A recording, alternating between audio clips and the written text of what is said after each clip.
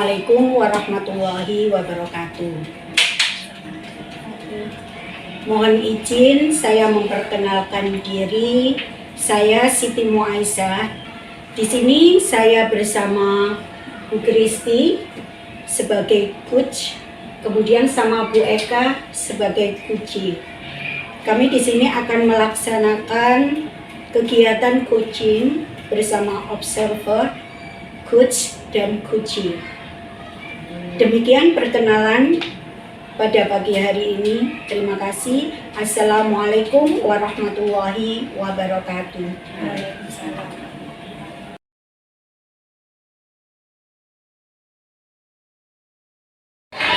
Assalamualaikum warahmatullahi wabarakatuh. Saya Siti Muaisyah. Hari ini akan melaksanakan pra-observasi dengan Bu Eka Mayasari, guru kelas 5B SDN Wage 2. Ini Bu Eka. Selamat pagi Bu Eka. Bagaimana kabarnya Bu Eka pagi hari ini? Alhamdulillah sehat dan bahagia ya. Amin. Hari ini kita melaksanakan pra-observasi ya. Tujuannya untuk melaksanakan pra-observasi, bagaimana saya mengetahui persiapan Bu Eka untuk melaksanakan pembelajaran yang akan dilaksanakan Bu Eka nanti. Ini ya Bu Eka ya. Namun sebelum pelaksanaan supervisi di kelas atau observasi kelas dalam pembelajaran, ada beberapa pertanyaan yang akan disampaikan, yang akan saya sampaikan Bu Eka pada kegiatan pagi hari ini. Yang pertama Bu Eka, apa tujuan pembelajaran yang Ibu rencanakan hari ini yang akan dicapai Bu Eka untuk anak-anak semua? Terima kasih atas waktu dan kesempatan yang diberikan kepada saya. Saya akan menjawab pertanyaan dari Ais. Tujuan pembelajaran yang saya berikan pada hari ini, sebelumnya materinya adalah saya akan mengajarkan anak-anak tentang pencernaan makanan. Tujuan pembelajarannya tentang pencernaan makanan tersebut adalah peserta didik dapat mendeskripsikan proses pencernaan makanan, dan juga peserta didik dapat menerapkan pola makanan dengan menu yang seimbang untuk kehidupan sehari-hari. Jadi ada dua tujuan pembelajaran Ibu Eka. Yang pertama, bagaimana anak-anak memahami proses pencernaan makanan. Yang kedua, bagaimana anak-anak nantinya bisa mengatur pola makanannya supaya tetap kondisi sehat. Kemudian yang kedua Bu Eka, area pengembangan yang akan dicapai Bu Eka untuk anak-anak ini pada poin apa Bu Eka? Jadi anak-anak itu nanti diterapkan untuk pengetahuannya, kemudian keterampilannya, terus kreativitasnya. Oh, bagus sekali Bu Eka. Berarti untuk observasi yang akan saya lakukan nanti, yang akan saya observasi adalah pada pengembangan pengetahuan yang pertama, yang kedua adalah keterampilan, dan yang ketiga adalah kreativitas dari anak-anak semuanya. Ya Bu Eka, di sini saya ingin mendengarkan bagaimana rancangan pembelajaran Bu Eka, mulai dari strategi apa yang digunakan oleh Bu Eka pada pembelajaran yang akan dilaksanakan oleh Bu Eka. Jadi strategi yang saya gunakan nanti adalah strategi pembelajaran tentang berdiferensiasi. Jadi kami kelompok-kelompokkan Ibu melihat kemampuan siswa.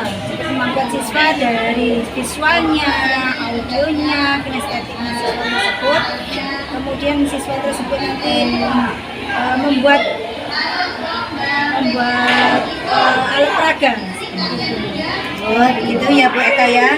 Berarti untuk strategi dengan menggunakan pembelajaran berdiferensiasi dengan secara berkelompok. Kemudian untuk metode yang digunakan apa Bu Eka nanti? Jadi ya Ibu, untuk metode pembelajaran yang saya gunakan adalah metode inquiry, diskusi dan presentasi. Oke. Kemudian untuk model pembelajarannya Bu Eka. Jadi pembelajarannya saya tatap muka Ibu. Oh gitu ya.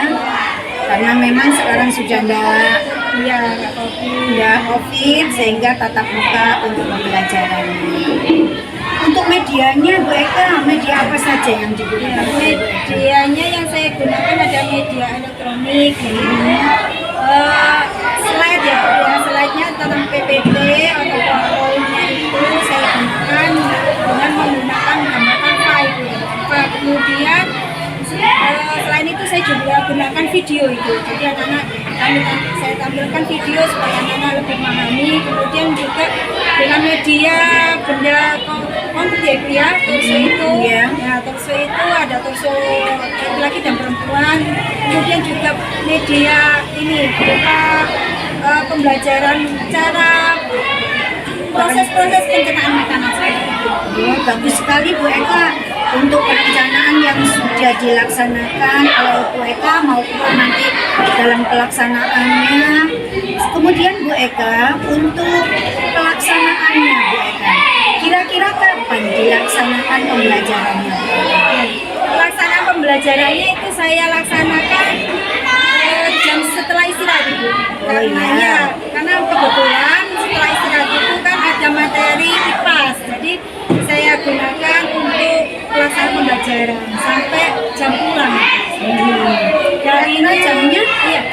Jamnya jam 10 sampai jam 12. Kemudian harinya hari Selasa. Tanggal 30 Januari 2020. Oh begitu ya Bu, berarti sudah direncanakan semua, sudah dirancang semua untuk pembelajarannya maupun pelaksanaannya. Oh iya Ibu, sekarang ini kita sudah pertemuan untuk observasi. Nanti apabila Ibu Eka sudah selesai pembelajaran, kita akan ketemu lagi di kegiatan pasca observasi. Nanti pada kegiatan pasca observasi saya akan didampingi oleh pengajar praktek saya. Demikian ya Bu Eka untuk persiapannya hari ini. Mudah-mudahan nanti dalam proses pembelajaran dapat bermakna bagi anak-anak. Terima kasih atas waktunya. Saya ucapkan terima kasih. Ya, mudah-mudahan lancar. Saya akhiri Bu Eka ya. Wassalamualaikum warahmatullahi wabarakatuh. Waalaikumsalam warahmatullahi wabarakatuh. Ke depan Tuhan kan menuntunmu. Sadarilah masa berganti, tantangan kan kita hadapi, bergandeng tangan untuk negeri, era kita menanti berseri. Warahmatullahi wabarakatuh.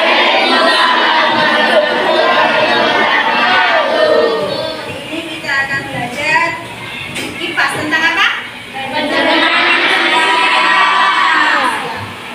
Kita hidup dan tumbuh dalam manusia ini. Jadi tujuan kita belajar tentang pencernaan manusia adalah kita dapat mendeskripsikan proses pencernaan pada manusia, kemudian kita dapat menerapkan pola makanan yang sehat pada kehidupan manusia. Jadi kita bisa mengetahui bagaimana pencernaan manusia. Baik, kita lanjutkan dengan videonya ya. PowerPoint-nya. Nah, ini. Jadi sistem pencernaan manusia itu adalah apa anak-anak?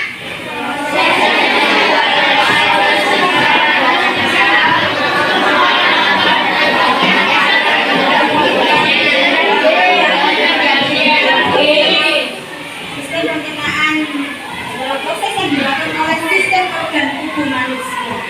Ya, organ tubuhnya bisa mengubah, menyerap nutrisi dan diubah menjadi energi. Energinya digunakan untuk apa? Untuk beraktivitas. Beraktivitas. Kalau nutrisinya tidak bisa diserap oleh tubuh, maka kita tidak dapat beraktivitas.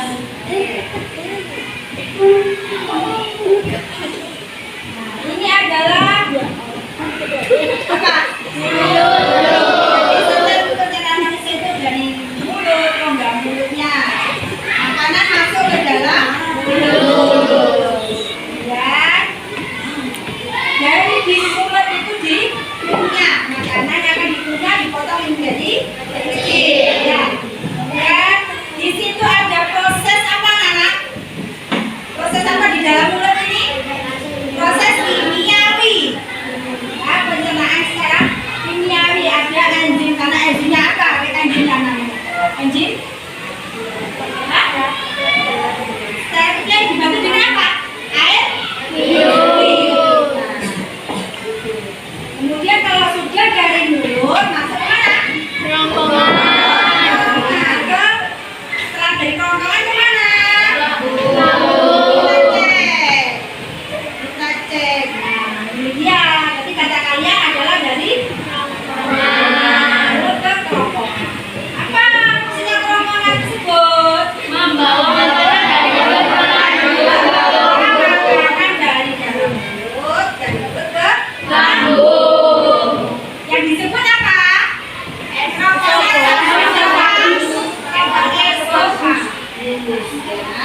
Kemudian fungsinya itu untuk menelan makanan dan mencegah benda-benda asing yang masuk.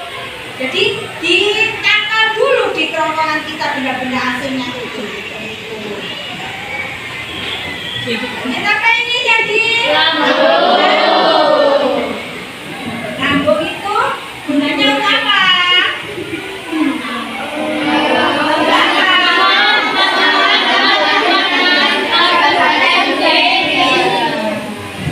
Makanan yang masuk ke dalam lambung akan diolah dengan bantuan enzim.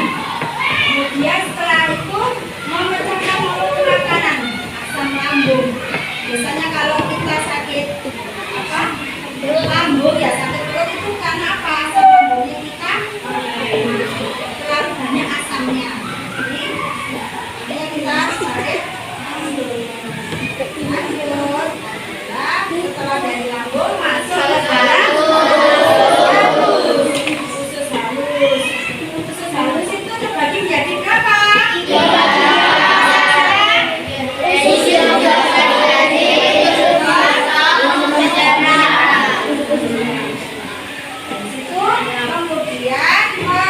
apa saja yang diserap di dalam usus halus ini?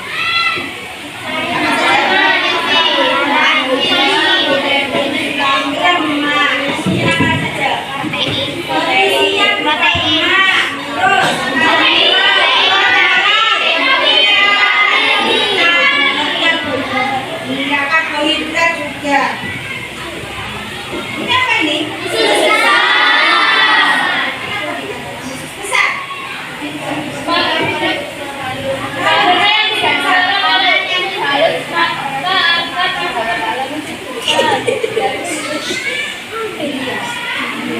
Ada bakterinya apa di dalam usus besar itu?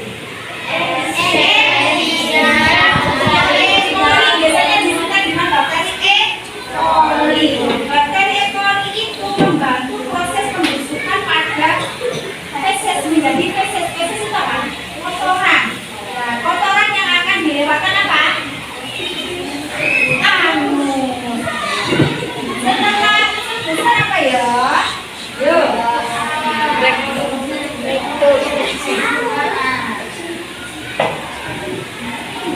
Kayak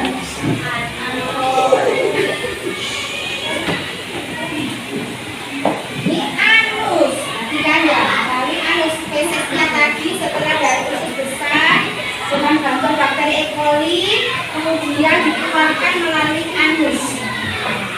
Anus itu bisa makannya yang sudah membusuk. Oke, lanjut. Kita lihat. Agar menghalangi pencernaan secara mekanis dan kimiawi. Jadi makanan mengalami pencernaan yang juga Atau makanan pada fase mengandung makanan dengan kimiawi dilakukan lambung.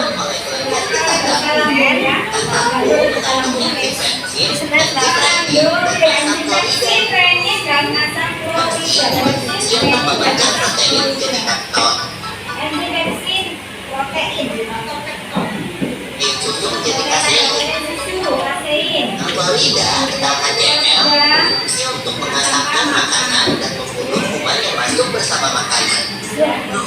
Kamu ini belum loh. Selanjutnya, makanan ditempel di usus halus dulu. Usus halus merupakan usus terpanjang dalam saluran pencernaan karena panjangnya mencapai 6 hingga 7 meter. Di dalam usus halus terdapat cairan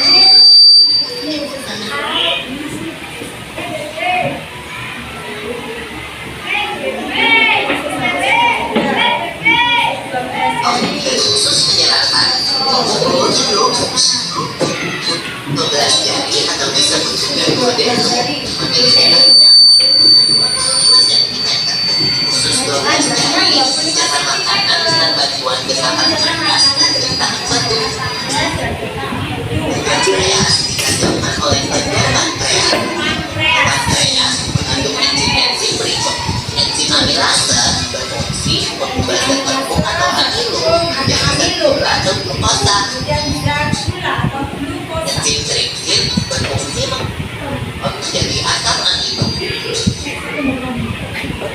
Ase berfungsi mengubah lemak menjadi asam lemak dan gliserol.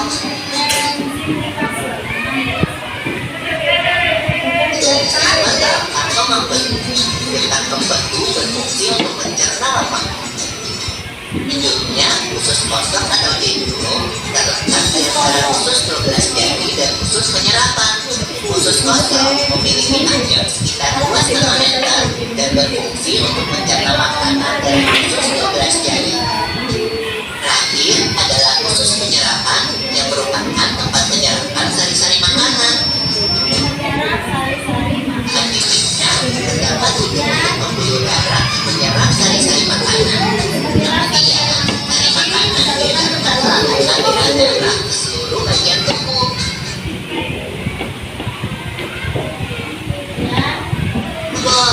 Habis itu, sisa makanan yang dicerna masih berlanjut.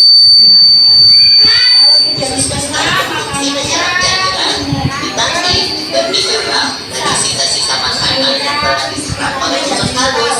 Pada usus besar terdapat bakteri yang berguna untuk tubuh bernama E. coli yang berfungsi untuk membantu proses pembusukan sisa makanan. Proses pembusukan sisa makanan akan menghasilkan kotoran atau feses yang kemudian dikeluarkan melalui anus. Organ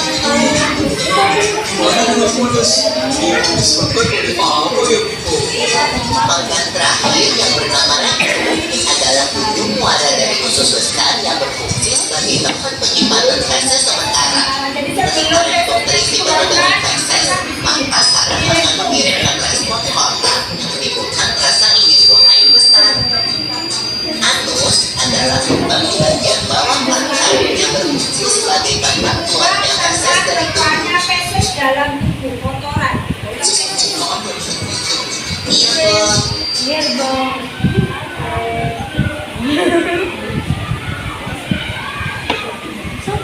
Ingat kan ada juga saya tahu yang menyebar menjadi yang penting untuk tubuh kita. Betul juga dong. Itulah prosesnya pencernaan makanan dalam tubuh kita. Nanti akan kita bahas bersama di video selanjutnya ya, Bo. Oke, dan harus tepuk tangan dulu.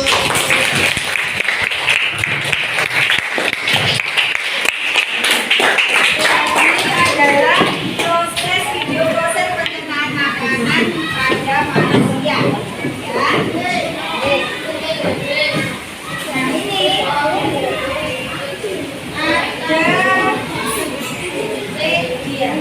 yaitu organ pencernaan manusia.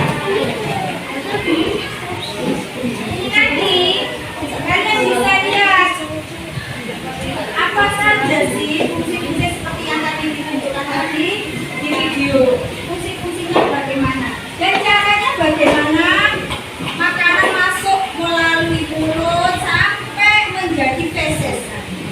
Bisa kalian coba. Coba dipraktekkan kelompoknya ya. Goyang-goyangkan makanannya sampai keluar menjadi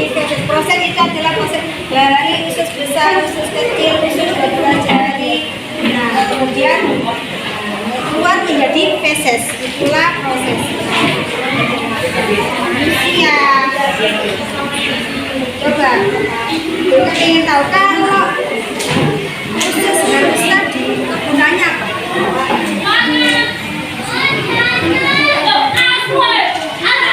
Makanan akan dirubah menjadi energi dan kebutuhan lain di tubuh. Itulah usus.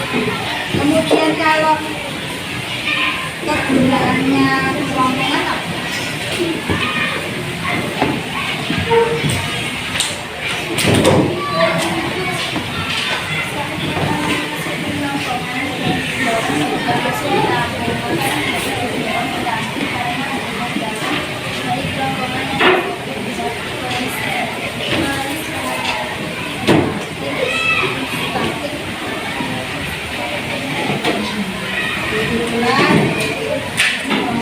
Oke, selanjutnya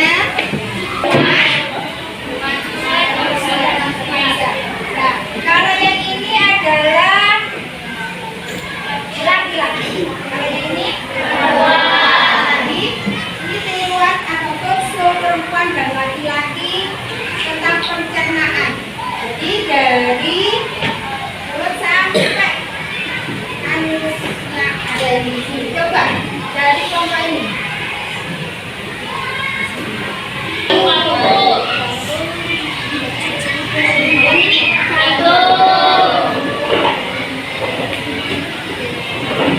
Ini hati.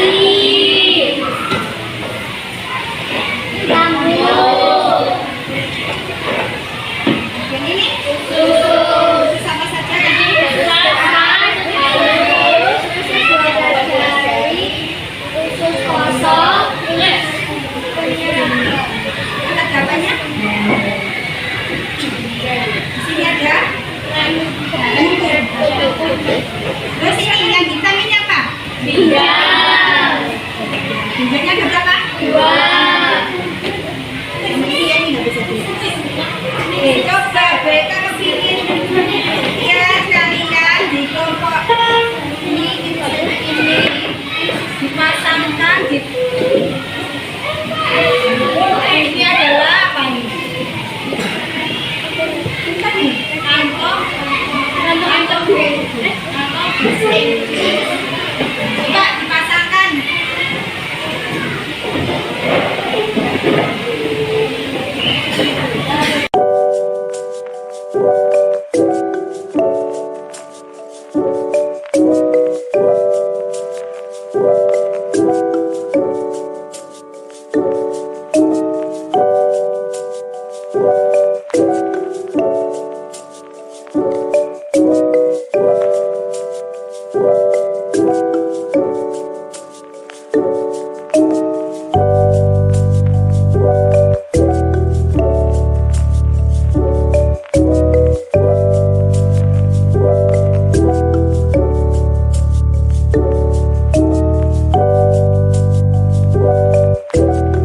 Bagian-bagian tubuh manusia pada torso setelah mereka lepas kalian pasangkan kembali ternyata kalian sudah paham dan tahu ini yang namanya jantung, paru-paru, hati, empedu, bagian ginjal, usus, halus, usus jari, terus usus apa?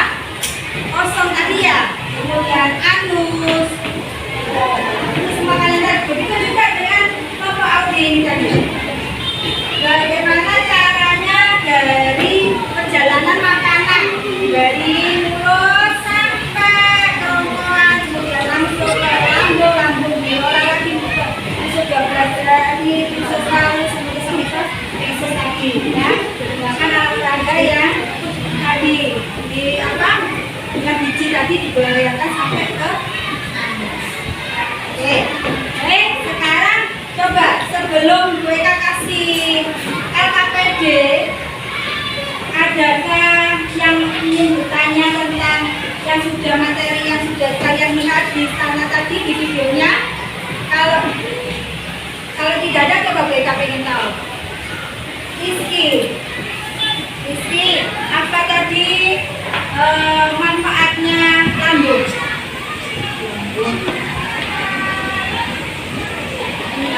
Di lambung kan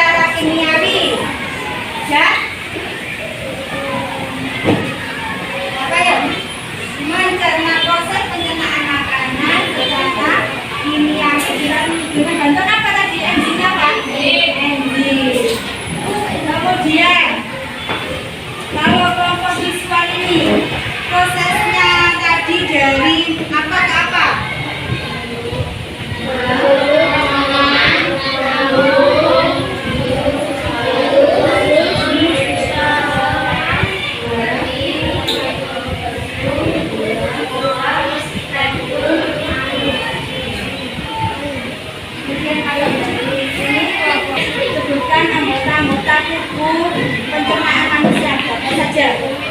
Mulut, mulut, lambung, pankreas, lambung, usus, terowongan,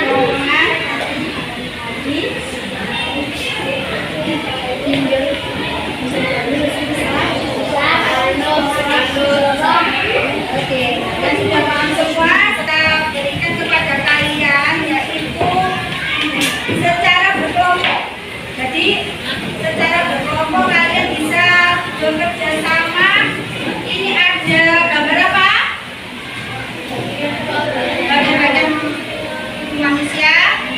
Nah ini kalian tempelkan dengan menggunakan plastisik atau kain yang sudah kalian bawa sesuai dengan warnanya, ya. Berkelompok kerja kelompok dan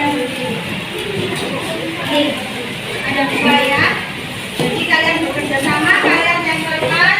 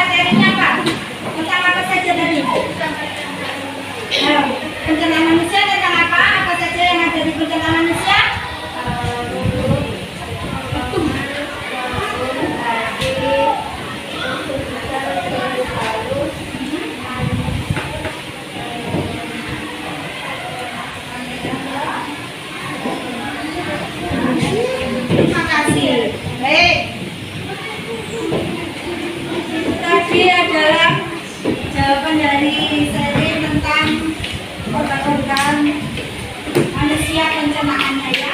Baik. Anak-anak, hasilnya ini saya kumpulkan, kemudian nanti biarkan di kelompoknya ya, dikumpulkan setiap kelompok.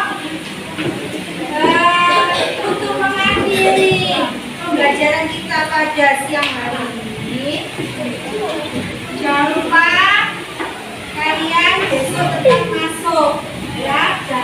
UBK doakan semoga kalian sehat biar biasa masuk semua ya. Untuk teman kalian yang tidak masuk ya kita doakan supaya besok bisa masuk, bisa belajar ini mantap ya. Itu baik. Sebelum pulang kita berdoa dulu ya. Pimpin ketua kelas. Wah. Pimpin ketua kelas itu pimpin doa.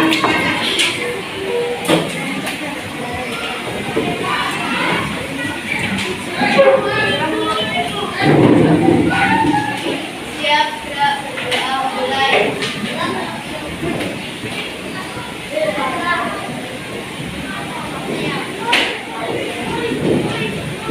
Selesai. Beritahu kepada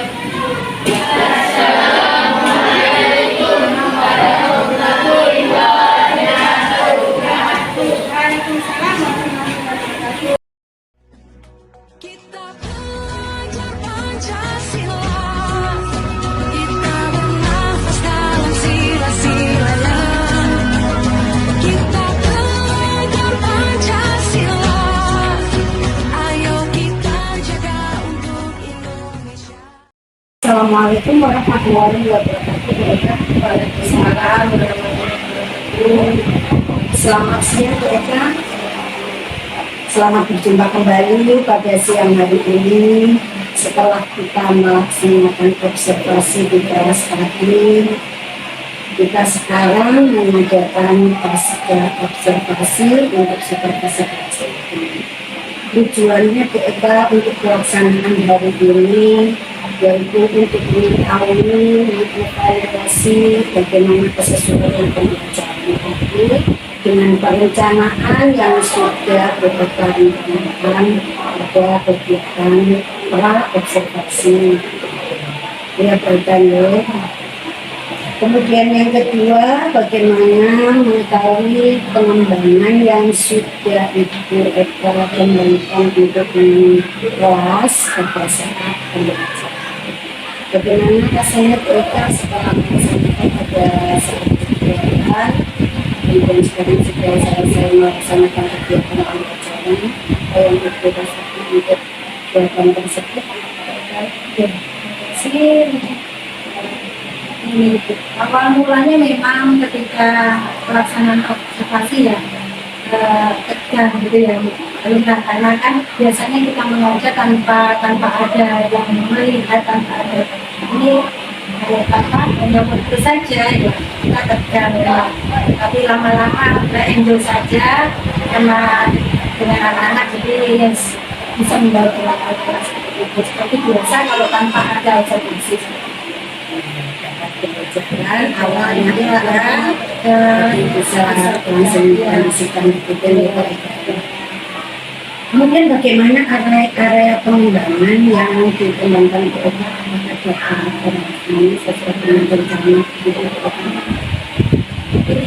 memang masih ada anak-anak yang masih mengandalkan teman, jadi masih kurang pede untuk bisa melakukan kegiatan tersebut sendiri. Jadi menggantungkan teman, jadi kurang interaktif, masih adanya kurang berperan aktif dalam kegiatan tersebut, masih ada yang pasif. Jadi ya mungkin di situ dalam mengandalkan teman itu dia itu nggak pede seperti itu. nah juga kenapa misalnya sampai itu pembelajaran dan menyebabkan ada bentuk apa yang terjadi di kelas itu Mungkin ini karena adanya gaya belajar siswa ya, gaya belajarnya itu mungkin ada yang berbeda-beda. Jadi setiap siswa itu mempunyai belajar auditory, visual, dan sebagainya itu seperti beda. Jadi dengan bisa menyesuaikan dengan gaya belajarnya itu dikelompokkan seperti itu, dari pengelompokan antara gaya belajar seperti visual dan auditory seperti itu. Jadi siswa itu bisa lebih menarik tentang gaya belajar tersebut dan bisa menerima, menangkap dan menyenangkan bagi siswa. Berarti matanya ya untuk tindak lanjut di sini kita akan menyesuaikan pembelajaran sesuai dengan gaya belajar. Kemarin mungkin ada yang tidak sesuai dengan perangkat yang harus dikerjakan sehingga ada yang masih belum aktif atau bagaimana. Jadi langkah BK akan menyesuaikan dengan gaya belajarnya anak-anak sesuai dengan bagaimana penyampaian anak-anak yang sesuai. Kira-kira kapan rencana itu akan dilaksanakan BK untuk melaksanakan penyusunan pembelajaran dengan sesuai dengan Pelaksanaannya akan dilaksanakan secepatnya itu. Jadi akan ada dua kemungkinan ya dalam minggu ini akan kami laksanakan gaya belajar tersebut dengan mengelompokkan siswa